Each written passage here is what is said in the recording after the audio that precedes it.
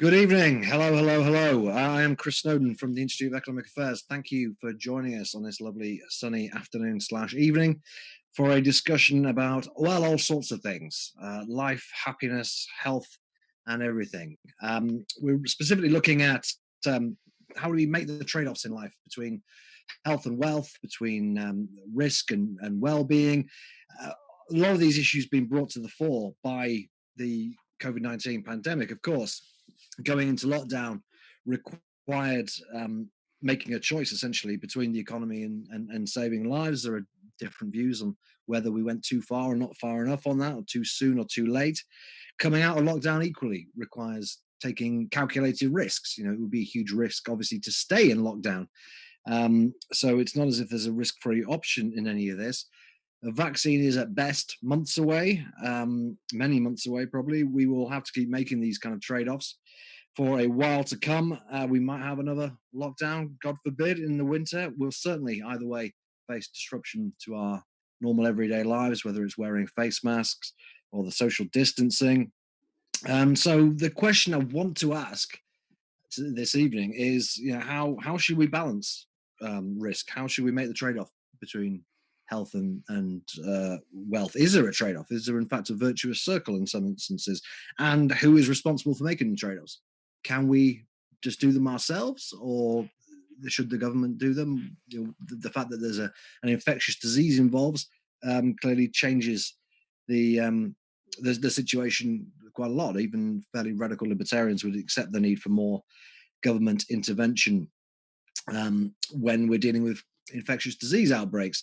Now, I should just explain for anyone who hasn't viewed one of these webinars before that today's discussion is currently being live streamed on our YouTube channel and will remain there for later viewing. That includes the Q&A session. We'll come to questions around about 30 to 40 minutes into the panel discussion. Guests on Zoom will be on mute throughout the duration of the webinar to ensure that the discussion can proceed without interruption. But if guests on Zoom want to ask a question, just select Q&A at the bottom of your screen and type it out, either as yourself or, if you prefer, anonymously. During the Q&A, I'll read out the questions posted for our panelists to answer. And as an audience member on Zoom, you also have the ability to upvote a question you would like answered. So I can see which of the most popular questions are. I will try and get to them all, but I will particularly focus on the questions that have the most thumbs up next to them. And again, to our viewers on Zoom, feel free to utilize the chat function. This allows you to send messages to other viewers, but also to the panelists if they have time to read them during the session. And if you're on YouTube, I can't see your questions, but you can leave comments and questions. However, our people behind the scenes will pick out the best questions and put them in the chat so I can see them. And again, I will try to ask as many as possible. So without any further ado, let's begin tonight's proceedings by introducing our excellent lineup. Firstly, we have Otto Brands Petersen, who is the head of analysis at the Center of Political Studies in Denmark. He is the author of a report called How Much Will the Shutdown of the Danish Economy During the Corona Crisis Cost? We have Robin Dunbar, Emeritus Professor of Evolutionary Psychology, Oxford University. He is the author of Human Evolution, How Many Friends Does One Person Need? And many, many more. So get on Amazon straight after this and buy them all. He's an expert on social networks and friendship in particular. Julian Jessup used to be the chief economist here at the IEA and still represents us in the media from time to time. He wrote a report for us not so long ago called The UK Lockdown and the Economic Value of Human Life. And last but not least, Tamandra Harkness, who is a broadcaster, comedian, performer, and statistician. She is the author of a book called Big Data, and her last show at the Edinburgh Festival was called Take a Risk, which gives you a clue to one of the things she's very interested in and why she's on the panel this evening. So thank you all very much indeed for coming this evening. As I see it, there are three elements, as I said, to begin with. There's the economic element, there's the health element, the saving lives element, and the well-being element. And in a way, that's a it's a microcosm of how what's important to individuals: health, happiness, and money.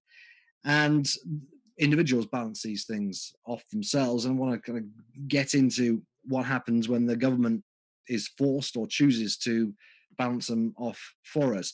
But I think perhaps the easiest part to look at is actually the economic side of it, because we can measure the economy more easily than we can measure health, or the value of health, and the value of well-being. So, Otto, if I could come to you first, we've just heard today that the US economy has crashed by 10% in the second quarter this year.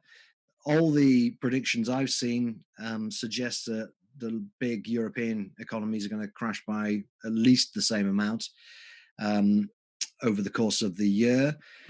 You've written about this, is going back in March, was it? You wrote your piece? Yes. So this at the time was a prediction, and I'm sure there's more data available now. I think you predicted that the Danish economy would be falling by 6% in 2020. You still stand by that? And why is it so much lower than we're expecting to see in the UK and France and Spain and America? Actually, I do still stand by that, even if things, of course, have developed somewhat differently than our prediction was at the time. But all in all, it looks like we are going to see a downturn, which is going to overtake the worst we have ever recorded, which was the financial crisis in 2009. The economy went down by almost 5% in Denmark, and now we're looking at something like 6%. It's still assuming that we're not going to see a second wave, which is and a renewed severe lockdown. If we are looking at that, it could be much worse. But we're looking about something like 6%. And you're right that Denmark seems to be less hard hit than most other European countries. I guess the EU Commission's forecasts has a forecast of around 8% recession for the EU as a whole, and looking at 5-6% in their estimates. And I think that there are two reasons for it. One reason is that our exports are not as sensitive to the lockdown in other countries as is the case, for instance, in Sweden. Then we didn't have as severe a lockdown as many other countries, including the UK have had. So we have had less lockdown, and that's a reason why we haven't seen as much that a strong downturn as you have. I think that these are the two main reasons. Does being next door to Sweden help? I mean, they're presumably a big trading partner. Sweden, of course, has not had a lockdown. It's predicted to see quite a bit smaller knock, very similar to Denmark's, actually. But if you look at the EC predictions, you've got Denmark and Sweden on around about 5% predicted. And these are all forecasts, probably wrong. But does that make any difference, the fact that you're next to a relatively open country? Well, not really, because if we look at the border, it has been more or less closed down. Right. At least we closed it down to the Swedes, so it's pretty easy to go to Sweden. I have myself a cottage in Sweden. I've been going there without any problems, but it's close to Swedes. Actually, today we have opened the country from every part of Sweden, so Swedes are allowed to go here. But you're right, the Swedes seems to be hit as on average to the same degree that we have. But there are some major differences. The Swedes came into the pandemic with a much weaker economy than we had, so they started out worst. Their consumption, they didn't. That's important to remember. They didn't lock down as much as we did, or as most other countries in Europe. So they had a less severe lockdown, and that has meant that their private consumption, in fact, actually has been higher or the hit to private consumption has been less than it has been in Denmark. On the one hand. On the other hand, their exports are much more sensitive to the business cycle in other countries than ours. So they have been much more hit much harder by the external economy. So their internal economy less hard than ours, their external harder. And then, of course, you have to remember one thing. I think it's very important is that what we are measuring when we're looking at GDP, we are looking at how much production and income is changing. But if we look at well-being, as we're going to discuss tonight, there's a huge difference between a situation where you're locking down entire parts of the economy and basically saying to consumers there are certain goods you cannot buy, even if you want to, which has been the case in Denmark. Hairdressers, restaurants, and things like that has been closed down entirely. Whereas the Swedes have opened their economy, they have distanced themselves voluntarily. But when you can distance yourself voluntarily, you can tend to pick off the contacts which has less or least value to you. Right. Whereas when you close down the economy or parts of the economy completely, even if you attach a high value to your consumption of particular goods, you can't buy them. So in effect, we are much harder hit than the Swedes are, even if the overall numbers looks pretty much the same. Right.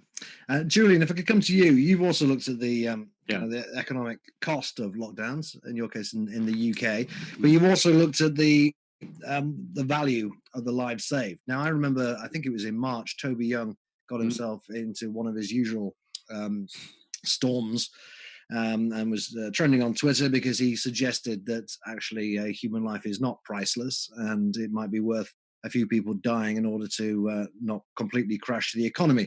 And this was by many people considered to be a wildly inappropriate and immoral way of looking at it. But in fact, economists, including government departments, look at these things in these terms all the time. Can you just briefly explain how we value a human life?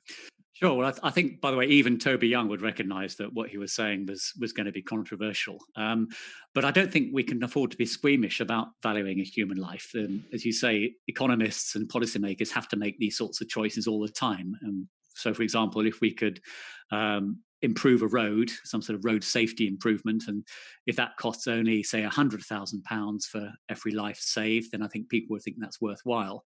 If, on the other hand, it's going to cost £100 million to prevent an early death, then I think most people would agree that that isn't worth it. So there has to be some sort of line drawn. There are various different techniques that economists use. I mean, ideally would be using some sort of market data to reveal what people are actually willing to pay to reduce the risks to their life. You might, for example, look at something like the differences in pay between relatively risky jobs and relatively safe ones. But that's all very problematic. You might find, for example, there are people who like risky jobs. They like being fire officers or fighter pilots, whatever else that is. And so you get a sort of misleading sample there.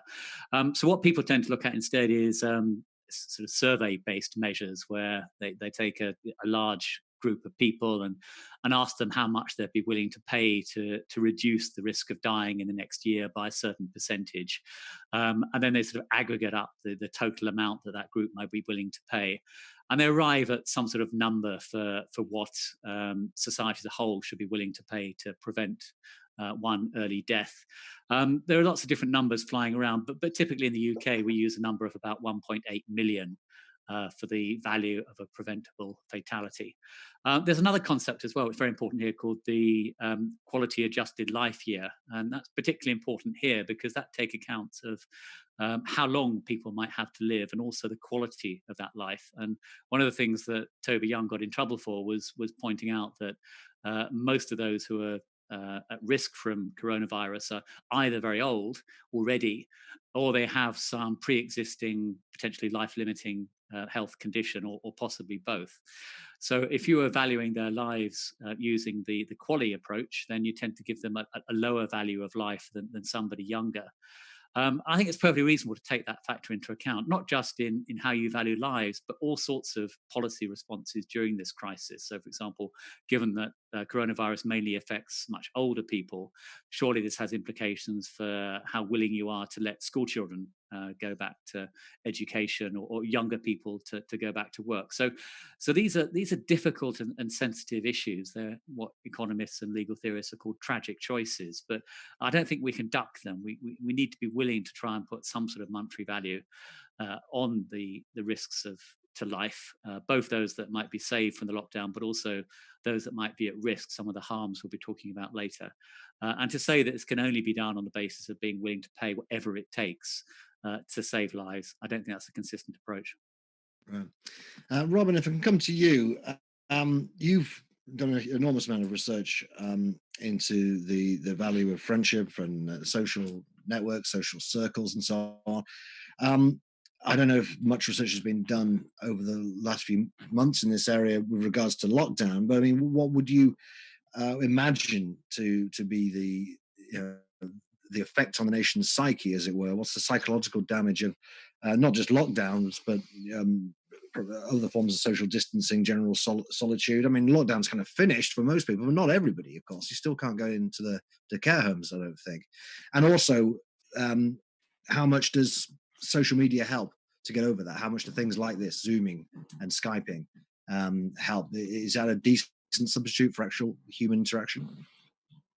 Okay, well, I think the first thing to observe really is the fact that in many ways, kind of a left field thing, but there's been a kind of torrent of research coming out of the woodwork over the last decade, really, not a lot more than that, showing that essentially the number of friends you have and the quality of those relationships affects huge aspects of your well-being, mental health, physical health, even your risk of dying, quite dramatically. I mean, these are massive effects. There's one very nice study which I always fascinates me on essentially on heart attack patients, which shows that the thing that is most likely to predict your survival over the next 12 months after you've had a heart attack is the number of friends you have, second only to be followed by giving up smoking.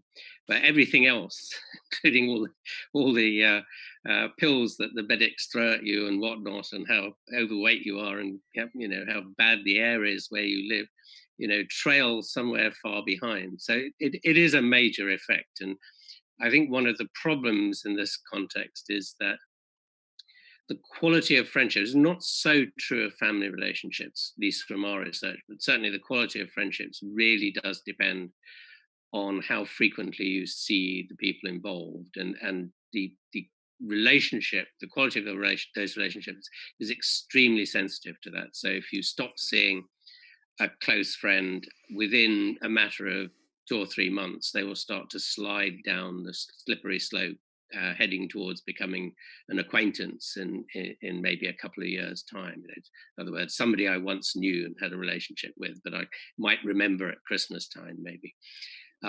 So those sort of, the need to keep seeing people really is extraordinarily important, and for a lot of the inner core friendships, you really need to see them quite frequently, in the order of every week, every couple of weeks or so. So if you're not seeing them, those relationships do risk being kind of destabilized a little bit. Personally, I think if lockdown doesn't really last longer than it has done, we're still within the safety zone. It kind of won't have a terrible effect. Although I think people's relationships will kind of be a little unsure, particularly maybe your closest friends are fine, but the sort of medium sort of circle friends, you won't quite know where you stand with them, and maybe in the meantime they've found somebody in their local street that they've struck up a friendship with, and that'll squeeze you out. And I was told on fairly good authority that in Australian schools, when the schools were allowed to go back, there was an upsurge in bullying among kids as they were trying to renegotiate their relationships with each other again, because they weren't quite sure of where they stood. So those kind of things might happen, but on the whole, I think those effects won't last very long. I mean, if we're locked down for a year, then it would be very, very serious. I hadn't really thought of the competitive element of friendship, and there'd be other people trying to get in and take your friends. Well, I mean, the problem is time, dare I tell economists this, is a scarce resource. And you have to, we don't have infinite time, and they're hugely consuming the cost of friendships to maintain.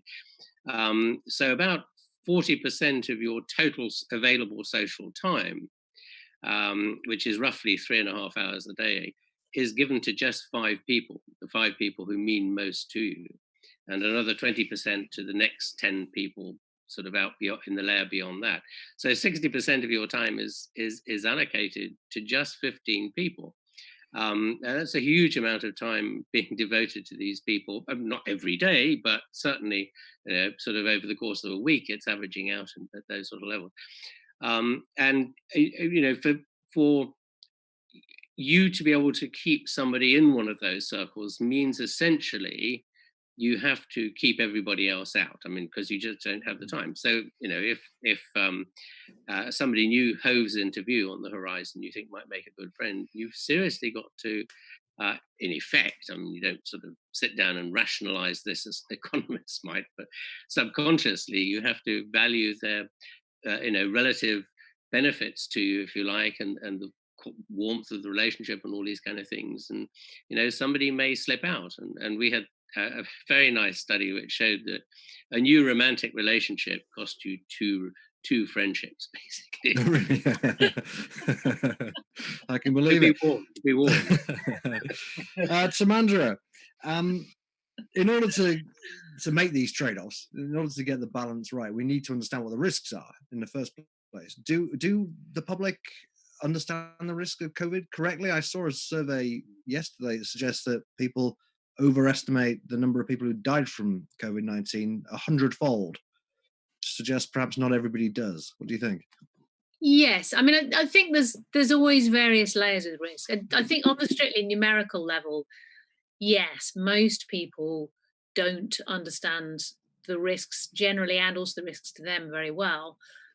Interesting, there was, I think, an American survey that showed that younger people who are much less at risk tend to overestimate how much at risk they are, whereas older people actually tend to underestimate the risk to them. And I think this is partly a product of the fact that the kind of the risk gradient is enormous, and the difference between the risk to a child of catching COVID and dying from it, and the risk to somebody over 70 is thousands of times different. I was looking at the difference between, because I think the road safety analogy is a helpful one in a number of ways. And I looked at the difference in risk between me if I ride a motorcycle, which I do from time to time, and me if I'm driving a car.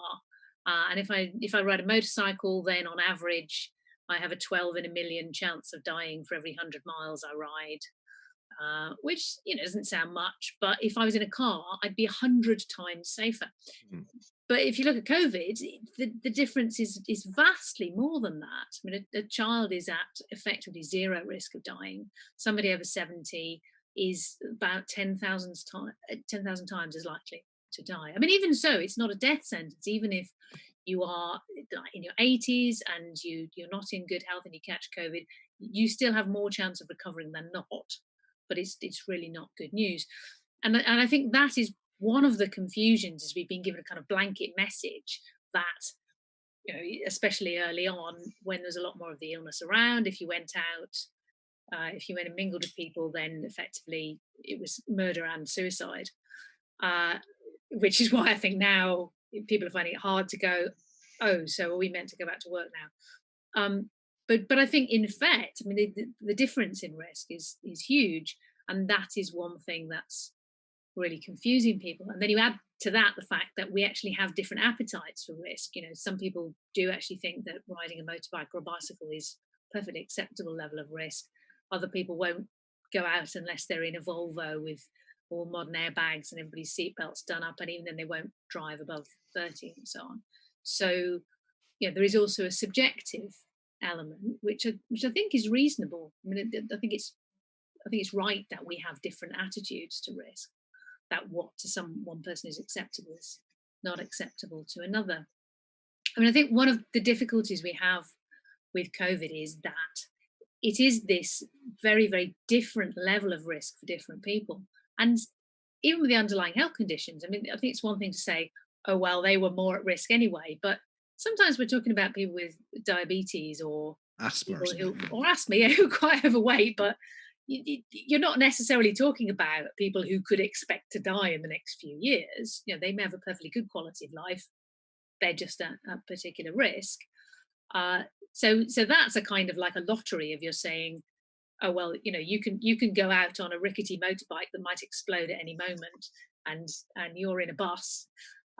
So there's a kind of level of risk that you're not in control of, and then there's a level of risk that you can be more in control of, like do you go and mingle with people or do you stay at home? But of course that's not that straightforward, because you cannot absolutely control risk to you. It's also about risk to other people. So that probably is more analogous to, do you stick with the speed limit or do you break the speed limit? As a society, what do we decide is an acceptable level of risk? I mean, we have 20-mile-an-hour speed limits in towns, but on motorways we don't, because we recognise that transport would grind to a halt if we tried to be ultra safe everywhere. But I don't think we have managed to think in this complex way about COVID. Also, just because it was pitched as an existential threat when it first arrived. And then there are a few people going, oh, it's just like the flu, which it isn't. I mean, it's much more contagious than the flu. And for quite, you know, decent sized chunks of the population, it's much more dangerous than the flu. But it's also not Ebola. It's not the Black Death. You know, it's not an existential threat in itself. And I just don't think we have managed to get our minds around that, partly because I think in general in society we have forgotten how to think about risk as something that you have to take, as something, taking a risk as an active decision that you make about putting a stake in the future without knowing what the outcome's going to be, as opposed to being at risk, which is a kind of, I mean, it's almost like the old miasma theory of disease, that it was just in the air, it was just bad air, and there it was, and you couldn't control it. And I think we're too stuck in this idea of at risk as this, like an adjective, like a passive state that you're in, rather than that as collectively as a society, as well as individuals, we have to make decisions which risks we're going to take. You know, do we risk more people catching the disease, which means more people will die, or do we risk the economy crashing and long-term effects on people's quality of life and possibly on lives, or do we risk, I mean, from what Robin was saying, the psychological, the human condition of being separated from each other? I'm quite astonished at how little that has been valued. And that is exactly what I want to get to the bottom of today. I don't suppose we'll succeed because it's such a difficult question, but I will ask everybody on the panel. I'll start with you, Timandra. Given the huge difference in risk for different parts of the population, going from small children to very old people with multiple comorbidities, basically the question I want to ask is, did the UK broadly get it right or not? Was it a kind of sledgehammer approach? Should we just cocoon the old and the vulnerable and let everybody else get on with it? Should we do what Sweden does and let everybody essentially get on with it? Or should we have been more like Spain and only allow people out with a license? Well, I mean, I think we clearly absolutely did not get it right, in that we failed to protect the old and the vulnerable. Oh, sure. No, I mean, we also locked down and have now left people so frightened that even now the government and to some extent the scientists have said, actually, there's really not much infection around. We should try and get things moving again. People are too frightened to go back to normal because they've been told that everybody's going to die and it's a plague. So I mean, obviously hindsight is a wonderful thing. So I do cut the people who had to make difficult decisions really quickly some slack, because we genuinely didn't know everything in March. But I think we did know that the people most at risk were old people, and we did know that they were in care homes, and the failure to protect them in the name of protecting the NHS, I think was a catastrophic failure of moral judgment. Yeah. Also, I mean, Denmark, I think most people would say had a pretty good response to this. Your lockdown was quite early, and as a result, it was fairly short. And we've already discussed the kind of economic benefits of that. Is there anything you'd do differently if you had to do it again, as indeed you might? Yeah, I think actually the Danish authorities would do it differently and will do it differently if we are seeing a second wave, because what they realized was that what was effective in Denmark was not the lockdown as much as it was voluntary social distancing. So it played a much huger role than anybody expected.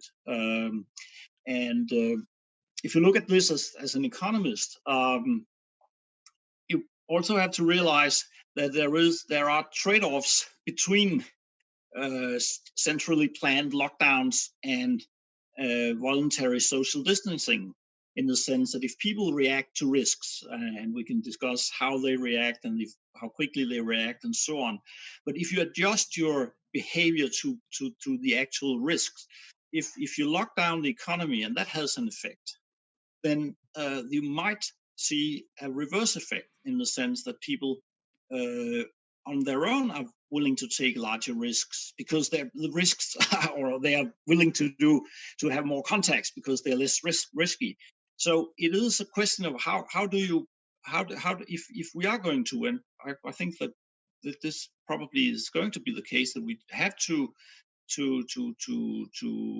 take less risk, because if the illness is, or the epidemic is going to get worse, are we going to do this on our own, or are we going to do this centrally planned? And I think that the Danish authorities have realized that voluntary social distancing is much more important, and it's more important. And of course, then there is the cost of this is much higher when you do it the sledgehammer approach, compared to when people decide to take their own risk, depending on their taste for it. Of course, if you look at this as a purely simple economic problem, I'm an economist, I tend to do that. You have what we call an externality problem on the face of it, and then when we have an externality problem, you often have a good case for government intervention. Basically, you should put a tax on people's contacts if you use that kind of logic. But the fact that people adjust to the risk environment means that the tools we usually have as economists to intervene are much less effective in this case than they are if we're talking about pollution or other things where you have a similar case. Okay. Robin, same kind of question to you, really. I mean, leaving aside the execution of it, obviously the plan was never to allow COVID to run rampant through the care homes. And most people now would probably say if we were going to go into lockdown, we should have done it sooner. But more broadly speaking, was the form of lockdown that we had appropriate, excessive, not enough? In the end, we'll never know, to be honest. I mean, the reality is, there were two quick and simple options for killing the whole thing off. One was to go for herd immunity and just let everybody get on with their daily life and take the hit. You just know you're going to sacrifice a certain number of lives, but the quicker, 100 years of mathematical modeling and evolutionary research and biological research on pathogens tells us that herd immunity arises in due course. It doesn't take that long, few generations, and the problem solved. In the generality, and pathogens kind of become less pathological as they're part of the process of adaptation. So you could have let it run, but would people have been happy with the hit they were taking on the mortality side? I guess not.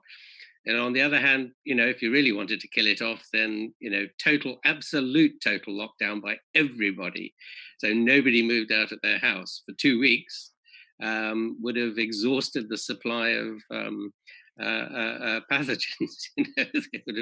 They would have all died out, and we could have got on with life again. But nobody would have accepted that either. And for heaven's sakes, you need some people still in the hospitals for those who were taken ill. So somewhere you have to plump for something in the middle. And I think the real problem that every government around the world has had, and I have great sympathy for them and the decision makers at the end of the day, because it's a political issue. Whatever advice you get from the scientists, it's the politicians that have to think. Is nobody knew what on earth this thing was really like, and what the constraints and how bad it might be. I mean, could have been Ebola. It could have been the Spanish flu, which was much worse. Unfortunately, nobody alive today can remember that Spanish flu, because that might have been a very useful object lesson to tell us, what we should have done, because it was in many ways very, very similar. So I don't know. I think you basically pays your money, and you takes your choice, and hope you cross your fingers that it works out, and you have to take some sort of middle path. So I'm not sure there's much point in sort of agonizing about, well, we should have done it 2 weeks earlier or should have done it 2 weeks later. And we did it when we did it, and we did it for the best reasons that seemed the right at the time. And there's not much more you can really say about it, I don't think. Well, we'll see about that, because we're going to Julian now. Julian, I'm just setting him up. Thank you. Did the costs outweigh the benefits? Well, I think it's reasonable for you to have a different opinion at different points in time. I think in the early stages of the crisis, so if we go back to March, when we saw those dreadful TV pictures of people basically dying in hospital corridors in Italy, then I think it would have been right to err on the side of caution and shut down the economy perhaps a bit quicker than we did.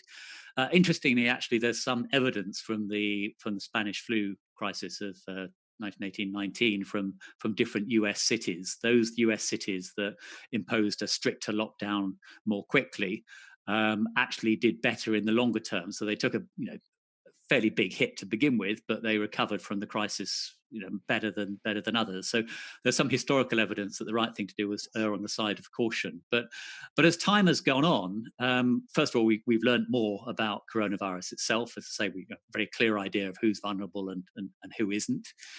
We're more aware of some of the sort of invisible victims of the lockdown. So we're more aware of the costs to people's mental health and the threat to education and patients who have other conditions like cancer and heart attacks not getting the treatment that they should, and also on the economic side, of course, the longer the damage lasts, the bigger the potential scarring. So it's all well and good to be away from work for a few months, particularly if your income is protected by the state, but there is a risk of a sort of surge in long-term unemployment. Young people in particular missing out on job opportunities. So myself and actually several other people who've looked at this from all different parts of the political spectrum have typically concluded that, the lockdown was probably worth it based on what we knew at the time. But the longer things go on, I think it's increasingly hard to justify keeping the lockdown in place. And certainly the idea of having a renewed national lockdown in a month or two's time, if we get a second wave of coronavirus, I think that idea has fallen away completely now. Well, regardless of how many cases and deaths there are? Well, I think we've learned a lot more about who is most vulnerable.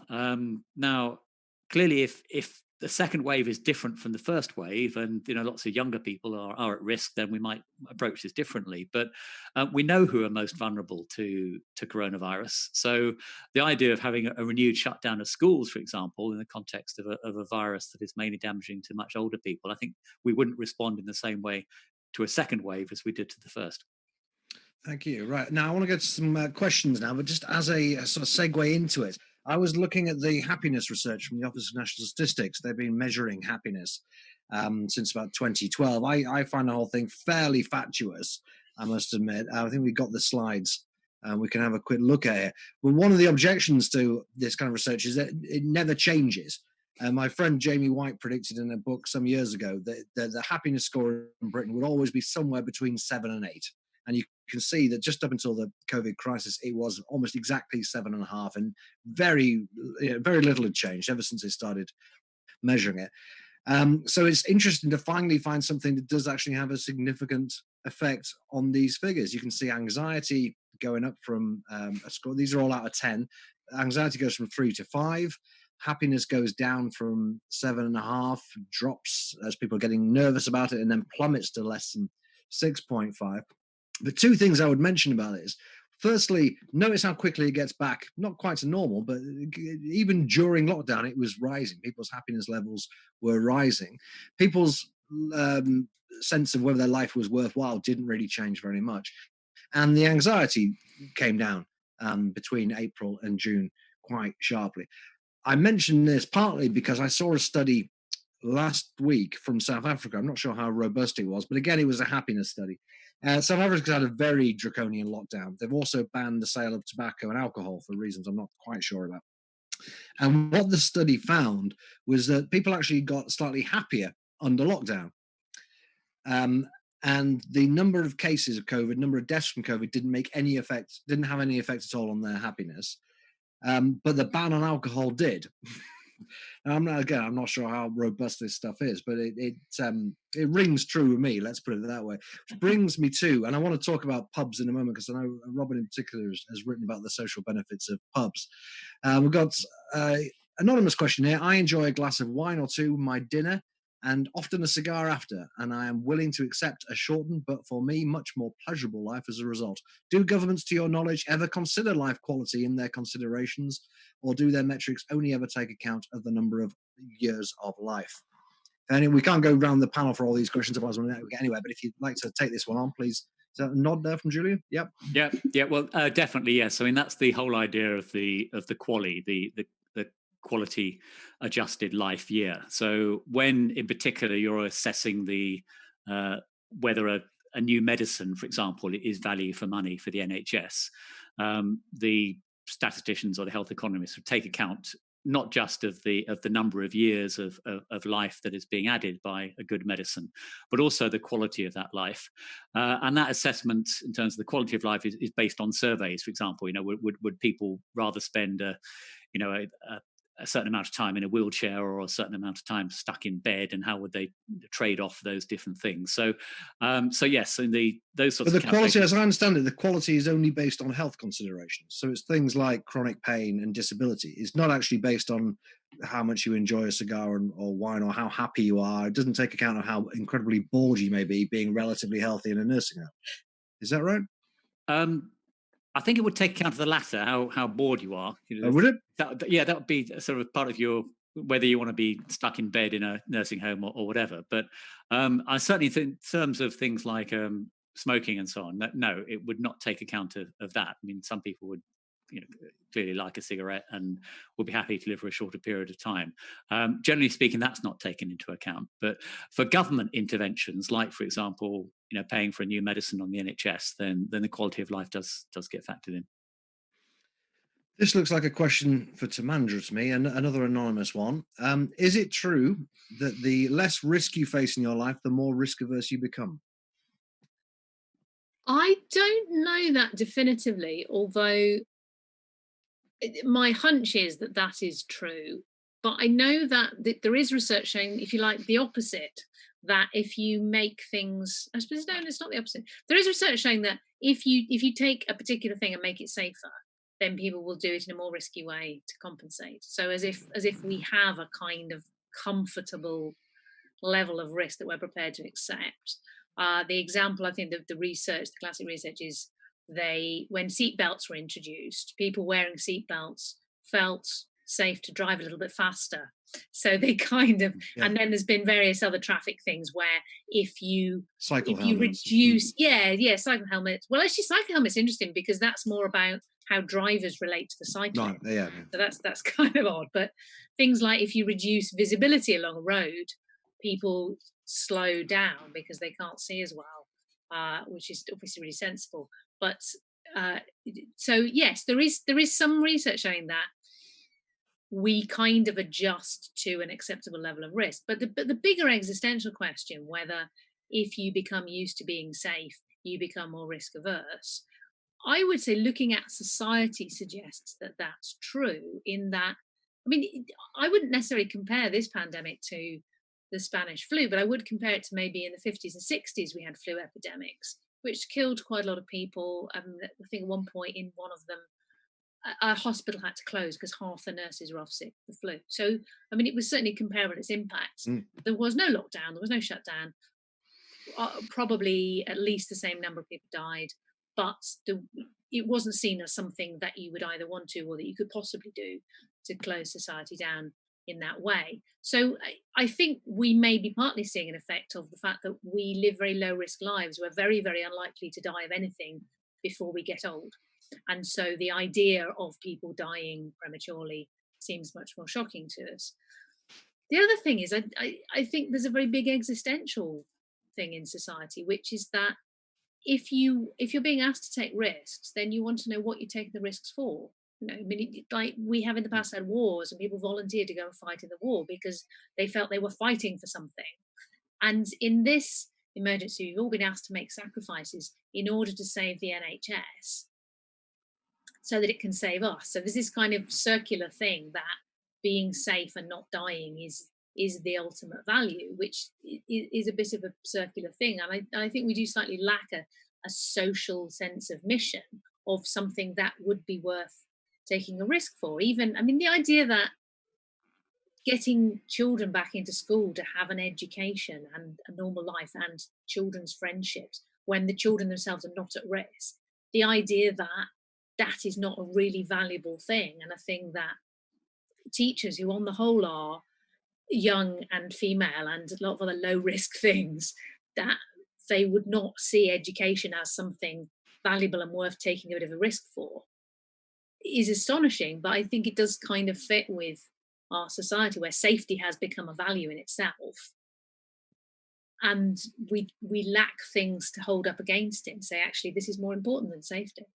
Yeah, it just seems to me that there's a kind of problem in that economists are able to more or less put a value on human life, that we're obviously able to put a price on economic, financial benefits, but we find it quite difficult to put a value on well-being and even education up to a point. But a lot of the things that make life worth living, it's quite difficult to put them into the mix, and that's what we've been missing. Any thoughts on that? I've got a question for Robin, if not. Well, just on that, there are lots of people who have attempted to do a cost-benefit analysis of the lockdown, and it is extremely difficult. It's sort of comparing apples and pears and oranges and gooseberries and all sorts of things. So you've got some things that, for example, an estimate of the number of lives that might be saved by the lockdown. Even that is difficult, of course, because you don't know what the counterfactual would be. But then you've got lots of less visible harms that may be caused by the lockdown itself, including the impact on children's education and so on. You've got other things like the economic and fiscal costs, which again are a sort of different sort of type altogether, and even some of the conventional stuff. I mean, normally we'd think that a 20% fall in GDP is a complete disaster, but if it's a temporary fall as a result of a government decision to lock down the economy to save lives, and people still have their businesses and jobs and basic incomes protected, then we might be relatively sanguine about that. So all of these different elements are different. So even if we could, with absolute precision, say what a human life is worth, there's still all these other elements that you have to chuck into a cost-benefit analysis that I can understand why people are coming up with very different conclusions. Though I think there is a clear emerging consensus that if the lockdown was worth it to begin with, it no longer is now. Yeah, I mean, one way you can measure it is by finding out that willingness to pay. Again, I would have been willing to pay about £100 to go to the pub in May, I think, somehow. Which brings me on, I've got a question for you here, Robin. But before I do, I keep mentioning this pubs thing. Could you just tell us briefly about your research on the social benefits of drinking in pubs? Yeah, this was partly a standard national UK survey, but also partly we traipsed around pubs and made people do things on iPads and accept heaven forfend, £5 for the privilege of doing so as experimental subjects. But the burden of this really was, I was trying to understand partly the role of alcohol itself as, or the social drinking of alcohol as a bonding mechanism, part of the sort of suite of things that we use to create our relationships with each other. But also partly to look at the value of kind of, if you like, what amounts to a community centre in the centre of the village, where people, can meet and socially, and perhaps meet people they wouldn't otherwise have had an opportunity to meet. But the burden of all this came out rather strongly, that the more often you visited your local pub, and the emphasis really here was on the local pub, so as distinct from a sort of beer hall in the city centre, mentioning absolutely no names, but the sort of local village pub or the local suburb pub, as it were. The more close friends you had, we used a lot of the same metrics actually that you've just showed us. That's where we got them from. Happiness and well-being and so on. Yeah. I'm not astonished in the slightest bit to see the kind of complete level pegging that you had in all these measures up until a few months ago. But we found really quite striking differences between people who were regulars, had a regular pub they went to as their local, as opposed to casual visitors to those pubs, or people who went drinking in sort of city centre beer dens. And they felt more engaged. They trusted the people in their community more. They were less anxious, so they were less depressed. All these things came out with very striking differences. I think it's not just pubs in themselves. So I think the traditional pub did serve an important function as being just a kind of community centre, if you like, where people could go and meet. Because we did a very similar survey on social eating, and that produced strikingly similar results. And we've recently done one on attendance at religious institutions, for want of a better term. Other mostly churches from our sample, but mosques or temples or whatever, with very, very similar effects. So I think what it is it's the opportunity to actually engage with people and to actually meet people who are new to you, as it were, and make new friends. Right. So this is not just about seeing your existing friends. And does the alcohol make a difference or not? I'm a bit unclear whether. Well, it's partly about seeing your existing friends because they're important to you, but also, you get to meet a mix of other people while you're at it. The alcohol itself, aside from the kind of making you slightly more loquacious, if you like, and social in that sense, and getting you over your inhibitions, which is always useful in a social context, it actually does have an effect itself, which I'll come on to in a sec. But like with all these things in biology, if you have too much of them, it's a disaster. If you have too much salt, it's not good for you. Some salt is good for you. Too much sugar. Some sugar is good for you. Too much sugar is not good for you. That's why it's called too much. Yeah. So it's just having that bit to lubricate it. But it turns out that what kind of underpins all this is the endorphin system, which is part of the brain's pain management system. So these are neurochemicals in the brain, neurotransmitters in the brain, and all the things that kind of we use to engineer social relationships trigger this endorphin system, including physical touch. And this is the big loss, I think, with social distancing and lockdown, is we kind of overlook how important physical touch is in our everyday relationships. Okay, we don't go around fondling strangers, and because A, we don't like it, and B, they don't like it. But for your sort of close friendships and family relationships, there's an awful lot of physical touch that goes on. That also triggers the endorphin system. The endorphin system is interesting because it's an opiate. It makes you feel kind of relaxed and trusting and happy and contented, but it also tunes the immune system. It gets natural killer cells going, being pumped out. And one of the jobs of natural killer cells is killing off viruses. Oh, so all this social distancing is doing more harm than good. Well, that is a cost you pay for it. I'll reserve judgment on the more harm than good. It's all back to short-term losses and long-term gains, if you like. But the alcohol, it turns out that has these kind of health benefits which kind of are hidden under the system. This is not a recommendation for going and getting smashed down the pub, because that probably destroys all the benefits completely, as well as the grey cells in your brain. This is something you wrote about quite recently, isn't it, Tamandra? The benefits of alcohol. Did you have an article in Unheard? Rings a bell recently about risk and so on. No. Oh, risk. Yes. No, I don't think alcohol specifically. Oh, wasn't it? I thought it was about. I thought you mentioned the chief medical officer's guidelines. Oh yes, the minimum alcohol units. No, it's not minimum. The maximum recommended alcohol units. Yes, no. I mean, in that sense, the fact that the guidelines were originally plucked out of the air because they felt they had to put a number on people not drinking, and also the fact that over a population, I mean, obviously individuals have reasons for drinking, not drinking, but over a population, the optimum healthy amount to drink is a bit every day. And that has really big medical effect over a population. So yeah, the really truthful message would be the first drink you have every day will help save your life, and every subsequent drink will start to kill you. Although you have to drink quite a lot to get back to the same level of risk as a teetotaler. But yeah, I mean, that was part of a wider point, which is that a lot of the health guidelines that seem to be very authoritative and have numbers, science, are actually quite arbitrary and are more designed for the effect they'll have on our behaviour, rather than giving us a completely truthful message about what the science says. We've only got a few minutes left. I haven't got through hardly any of these questions, I'm afraid. It's a matter of finding one.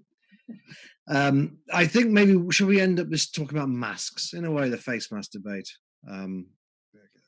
helps to crystallize some of these issues, isn't it? It's about whether the government should be taking these decisions for us, what the actual risks are, and indeed what the protection is from face masks. So the question is, what is the panel's stance on the UK's policy on masks? I should say also the policy on masks in Britain now, as of, when was it? 24th of June, I think. You must wear a face mask in shops, and about a month previous, we had to wear them in on public transport. In fact, I'll come to you first, Otto. You can tell us what the policy is in Denmark and whether you think ours is sensible. Well, I don't know too much about it. I don't know the effect of masks. It's not. It's hardly used at all in Denmark. It's only if you travel by airplanes, or if you work in the healthcare system. Of course, you're required to wear masks or hairdressers, but other than that, you're not required to use it. And presently, the Danish authorities believe that they are not very effective because of the level of the infectious danger. So it's not much used in Denmark. Actually, I see fewer masks every day than I used to when we had Asian tourists. They would more often use a mask than Danes do nowadays. That might be not very sensible. I don't know, but the fact is that we don't use them very much, and our authorities don't really believe in them at the present time. Tamandra, any view on this? Again, can you give us some idea of the risks? I'm afraid I haven't looked at the science on masks. I keep thinking about it, I should look into that really, but it all seems very. Just make it up like Public Health England in that case. Well, say whatever. I mean, this is the thing. I think the difficulty about it is, if masks do have a value in slowing down the spread of disease from people who don't know they're infectious to everybody else, then you kind of have to have a social policy. I mean, it is more akin to a speed limit. There's no point, if you really think that masks slow the spread of a disease, there's no point in saying, well, wear one if you feel like it, because you're not really going to have very much effect. If you don't think that they have much effect on slowing the spread of the disease, then you have to ask yourself, is it worth the inconvenience and annoyance to everybody to have everybody wearing a mask? And I mean, it's, to be honest, it's not a hill I'm going to die on. I Yeah. think as a motorcyclist, I'm used to wearing protective kit. If that's what we're doing, that's what we're doing. But I do slightly suspect that the reason everybody's told to wear a mask is less about having a big effect on the spread of the disease and more about trying to make the people who are too scared to go out feel less scared. In which case, I suspect it's going to backfire, because if you Yeah. go out and everybody's wearing a mask, it just looks like a apocalyptic science fiction film. I mean, it doesn't look like a safe environment, does it? If everybody's wearing a mask, why are they wearing it? Because there's disease about. In practice, I don't think there is much about. I think there's something like one in, there's a few cases per million at the moment. So I don't think they have a big effect. If they do, I would love them to just come out and say, look, we've done the maths. We think that if 90% of people wear a mask, then the disease will spread like this. And if only 5% wear it, it will spread like this. And we want to get from here to here. And that's why we're asking you to. And, and it would make some sense. The fact they haven't done that slightly suggests to me that it's more for psychological effect. But you can never win that, because if you accept that people are frightened and your response to that is go, no, you're right to be frightened, it's very dangerous, here we're going to do a thing to make it less dangerous, then you're not going to make people less frightened. So if that is the rationale, I think it's a mistake. And if it's a genuine public health rationale, I would quite like to see some spelling out of what they think we'll achieve by all wearing masks. Yeah. Okay, we're slightly over time, so we should round things off really very quickly. Though, if Julian and Robin have a hot take on masks, do feel free to let us know what you think. Well, just two problems. One is that we're supposed to be led by the science, but the science earlier in the pandemic was that masks didn't help, and now the science is that they do. So there's an inconsistency there. And secondly, there's a broader issue around communication. I agree with Tamandra that if this is about persuading people to go to the shops and might otherwise not do so, my own experience is that it would put me off. It's a right pain having to wear one. My glasses, when I wear them, fog up, and it's just a deeply unpleasant thing. So if it's a marginal trip to the shops, I probably wouldn't now do it because I need to wear a face mask. So I think it is very dangerous that these sorts of things don't send clear and consistent messages, or not necessarily the right messages that we want. So I'm willing to be persuaded by the scientific evidence if it exists. But as I say, the scientific evidence a while ago was that they weren't a good idea. And Robin, are you a mask rebel? I'm too risk averse at my age to not to obey. I entirely agree with Julian on how inconvenient they are, and so I don't go out. It's just a simple solution. Unless I absolutely have to, but it is a risk-averse issue, I think, in many ways. And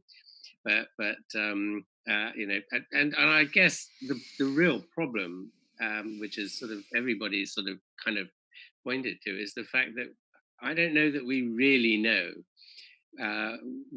how beneficial masks are or not. Are they beneficial to you not to catch it, or for you not to spread it to somebody else? And okay, that's an evolving story. The latter, apparently. Doing research, but I'll wear masks if as a social good if I'm asked to. Is I think the bottom line. Excellent. Right. Well, thank you very much. Very interesting discussion. I certainly feel I've had an hour's good education from it. I don't know how close we came to solving this extremely complex issue and problem, but thank you so much to everyone who's watching, everyone who tuned in on whatever channel, for joining us for the discussion. Please do, if you're on YouTube, please subscribe and like YouTubers to our YouTube channel, which is IA London. Don't forget to hit the notification bell to keep up to date with all our latest video content.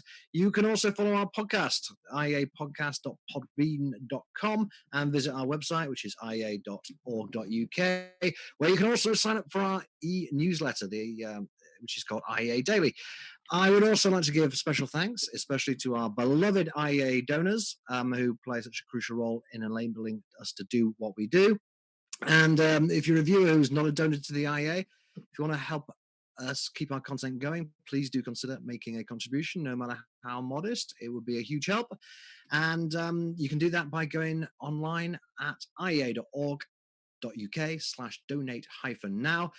And finally, thank you very much to our fantastic guest speakers for taking the time out of a lovely sunny evening to come and speak to me and you. They've been absolutely amazing tonight, so please do give a virtual round of applause to our excellent panel, and please be respectful of our neighbours on your way out. Good night. Cheers.